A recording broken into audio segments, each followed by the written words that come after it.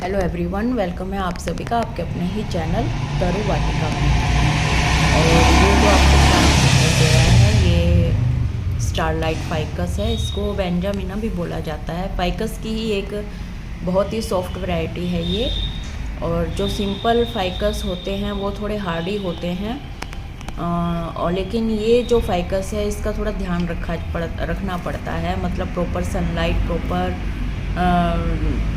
Proper watering, काफ़ी सारे factors हैं जो इसको इफ़ेक्ट करते हैं। और विंटर में तो इसको बहुत ज़्यादा ध्यान रखा जाता है। इसका विंटर में अगर आप ध्यान रखोगे प्लांट का, इसका तो आने वाले नेक्स्ट सीजन में ये आपको अच्छे रिजल्ट देगा, आपके पास बना रहेगा। और आज इसी की विंटर केयर के बारे में डिस्कस करेंगे कि क्या क्या फैक्टर्स इफ़ेक्ट डालते हैं विंटर में अगर इसका ध्यान नहीं रखा जाए तो।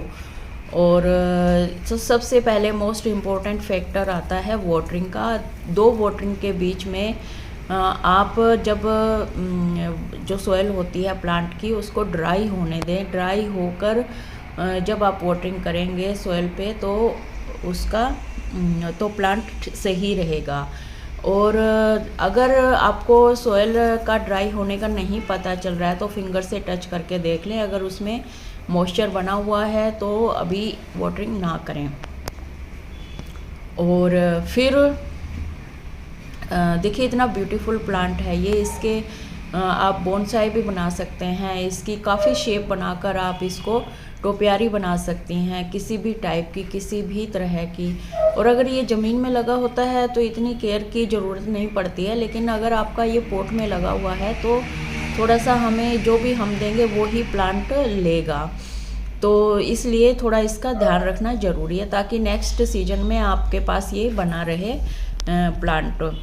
और इसके बाद देखिए इस प्लांट को ह्यूमिडिटी बहुत ज़्यादा पसंद है। अगर आपने इसको रूम में रखा हुआ है, क्योंकि ये कई लोग इंडोर भी रखते हैं इसको, अगर रूम में रखा हुआ है तो ये ध्यान रखें कि प्रॉपर सनलाइट उसको मिल रही हो, ऐसी जगह पर रखा हो, ह्यूमिडिटी मेंटेन की हुई हो, तब ये प्लांट अंदर सरवाइव कर सकता है। और 1 वीक आफ्टर 1 वीक इसको इनडायरेक्ट सनलाइट भी दिखानी ज़रूरी होती है। ये नहीं कि आपने रूम में रख दिया और ये 4 महीने तक रूम में ही पड़ा रहा तो इस प्लांट के पत्ते पीले होकर गिरने लग जाएंगे। और ह्यूमिडिटी मेंटेन करने के लिए या तो पोट को पानी से भरी हुई किसी ट्रे में रख दें या फिर इसके नीचे किसी बकेट में पानी डालकर रख दें तो आप इसकी ह्यूमिडिटी मेंटेन कर सकते हैं। और इसके अलावा जब देखिए पत्ते जब पीले होकर गिरने लग जाते हैं, एक दो पत्ता गिरता है तो कोई दिक्कत नहीं है, लेकिन अगर सारे ही पत्ते पीले होकर एक साथ ही गिर जाएं तो थोड़ा टेंशन की बात हो जाती है, क्योंकि पौधा मरने की स्टेज पर आ सकता है। तो इसके कई रीज़न होते हैं। देखिए अगर आपने प्लांट को रिपोर्ट किया हो, या फिर उसको प्रॉपर सनलाइट नहीं मिल रही हो, या फिर ओवर वाटरिंग हो या लेस वाटरिंग हो, या इसकी ह्यूमिडिटी मेंटेन नहीं कर रखी हो, या फिर अच्छे से उसको जो जितनी सनलाइट की रिक्वायरमेंट है वो ना मिल रही हो, तो पत्ते पीले होकर गिर जाते हैं।